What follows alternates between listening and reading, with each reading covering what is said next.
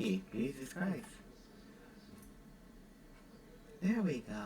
That's the spirit. Hello everyone, and it's I, Narlovi, the RVTuber, the Copy VTuber. Today I'm going to do my best to cause a bit of chaos here and there. Have fun, be goofy, and try to be silly until the end of my days. So yeah, we're still trying to achieve partnership with YouTube to officially start getting paid by them. We're still trying, we're not gonna give up. We already have to, roughly if I remember correctly, I have not been checking my subscriber count, so I don't know where I am at the moment. But I do want to achieve some milestones. And if I do achieve partnership, then things will be great. I'll end the giveaway and then start doing more contests every single time we hit a milestone, until we hit them as well. So yeah, let's go chaos, let's be goofy, and hopefully one day I will be able to get more models and more costumes. I do hope I can have fun with everyone today and be goofy and silly, and yeah, so let's begin. Today Fluffy is first gonna feed, trying to steal some Labulos here and there and trade. Then these run. Then these run, yeah, then that's a rat. How do I keep running? And I'll do my best to answer each and everyone's questions. Sometimes when I'm busy, like either getting water or helping someone out, thankfully the mods do help tell me that they're like, oh Fluffy, that you got a few comments that were asking for you like certain questions to be answered.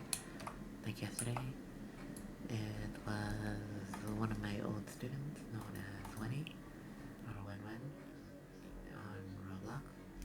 They were asking me some fun questions. They're trying to see if I'm okay, and honestly, it's been a while since I'm told asked for me to remind me to hear I'm feeling alright and doing alright. And it made me happy.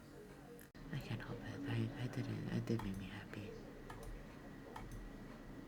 I almost broke down yesterday. But yeah, I was pretty happy that they like to see how I was doing. And whenever I saw one of the students upset eat spaghetti, I couldn't help it. I ended up baby and of course,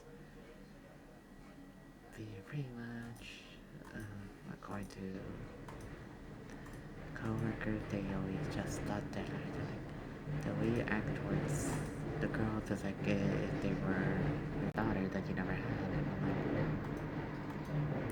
funny, but no. But it just kind of makes sense. I'm more comfy with them since because I grew up on all this, of course. My silly quirkiness benefits me when I am like working with a female student. And some people find it weird and some find it creepy. And vice versa. But then when they see me actually work and do the usual thing, me being goofy and silly, and of course like doing my best to cheer everyone up, they understand and no longer treat me bad. Like literally every time literally the first job at Immigrant Social Services Incorporated, they were suspicious of me. They because like wow, I was invited by June. June invited me into the program. He said, of course, that I am a good fit.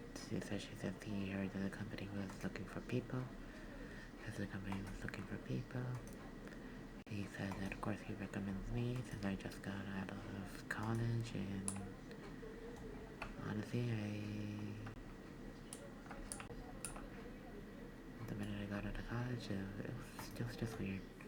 I couldn't get an accounting job, and of course, the first job I got, the city where I had the most experience with.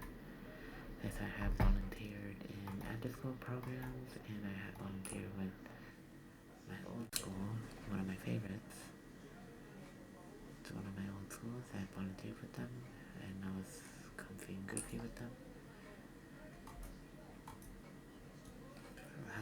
this job easily just because they're like, oh, he like this person only has volunteer experience. Okay, he qualified because he has volunteer experience, like actually working with a well-known after school known as Chinese Planning Council. That's where I volunteered for that after school. And then when it came to working with an actual school, it was one of them I grew up in and was there when I was getting an education back then. It was Public School 101, aka the Verrazano School. It was near there. I went into that school and graduated there. They knew me, and of course when I asked could I volunteer my hours for high school, they said yes, and of course me being me, I was goofy, quirky, and weird. I did my best, I worked with them, and was happy. When I came to volunteer, I did saw a few people that I recognize, but they don't recognize me because, well, they are pieces of garbage because, well, there were people that will need money here and there and they never pay me back. Those humans are not worth even mentioning. But yeah, since then, I worked with immigrant social services for roughly a year and a few months. But then of course they told me to take a vacation leave because, well, the fact that it was summer and only not fun, and the main one that I was working at, the main school, they did not do summer camp. And of course,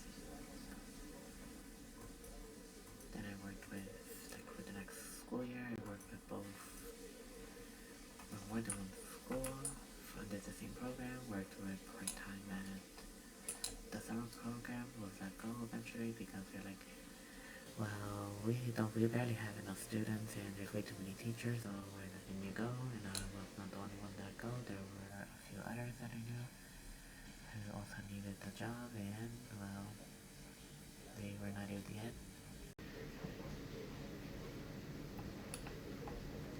I was lucky I was selected, but they didn't want me for food, like to continue working with them. They're like, spread your wings, like, you're still young. That's what they always told me, like, you're still young, you should spread your wings and find a new place to work. And of course that's when I was considered unemployed. It took me a while. I found then the weird cousin recommended me to work at UCAN Learning Center. But that was mainly one site, the one where I met Win-Win, and it took a while just to get used to people, I'm not gonna lie.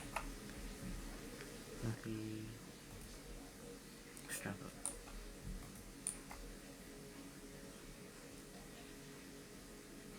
Because a new place,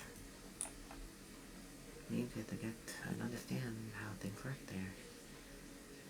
This place, I am not gonna lie, they break too many ethical codes that I had learned in ISS.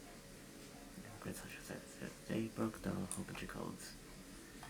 Health codes, they broke some food regulation codes. How the hell do you want kids to eat expired milk? You're like, no, you want snack? Okay, we have cereal. What do we have with the cereal? As far as fluffy milk, Jesus fucking Christ. So, like, they broke a few health codes here and there. Fluffy, not gonna lie, I took emotional damage, and then of course then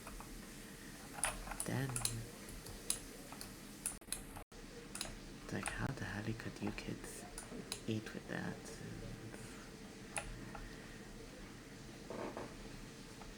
That was a no.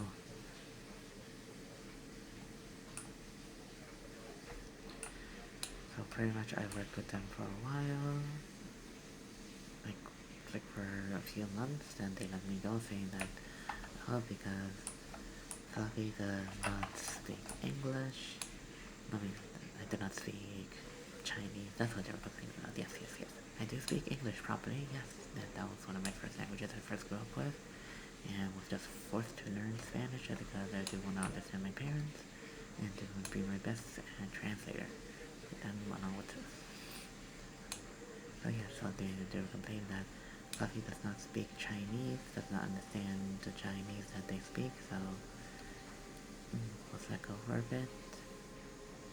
Once this heard that was let go, she recommended me to find a job with her at her old place where she used to work at, the Gap Factory, the one on by Bay Ridge at Ave. But I felt hostility the minute I entered. Sis says, of course, to her, like her favorite manager was known as Marisol. She did tell me that the rest of them were a curse word, the B one, the one that sounds like beach, but of course it's not. You guys, those who understand it, I'm glad you understand it, because like the others, I'm not gonna lie, they're garbage. But the thing is, I felt hostility from all of them, and I did not like it. The only one that was nice was Mr. Chuck Wallace. But of course, he calls himself Chuck, but his full name is Charles. Charles Wallace. Chuck Wallace or Charles Wallace. That's what he told me to call him. A wonderful human. When I interviewed with him, it was like relatively easy. He knew that I did not have enough like experience with retail, but I did my best. Although working there, I discovered I had eczema, or if it, I do not know if it's pronounced correctly, eczema, yeah. I had that skin condition where my body will flare up and my skin started to itch badly. Because why? The Bay Ridge 4th Ave location was literally full of fluff and dust. Jesus fluffing Christ, like I did not like it. I did not like it at all one bit. Working there and realizing that it was so dusty, there's not even fluff and broom to clean up. Let's see. Like I wanted to sweep my inner instincts to, like I just wanted to sweep the entire place, mop the place, and they didn't even give a fluff. They don't even clean. So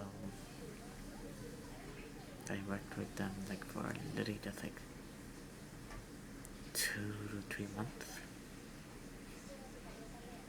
because they let me go easily. The first day, like they start giving you like these weird schedules, but the schedules were whack. I did not approve of them.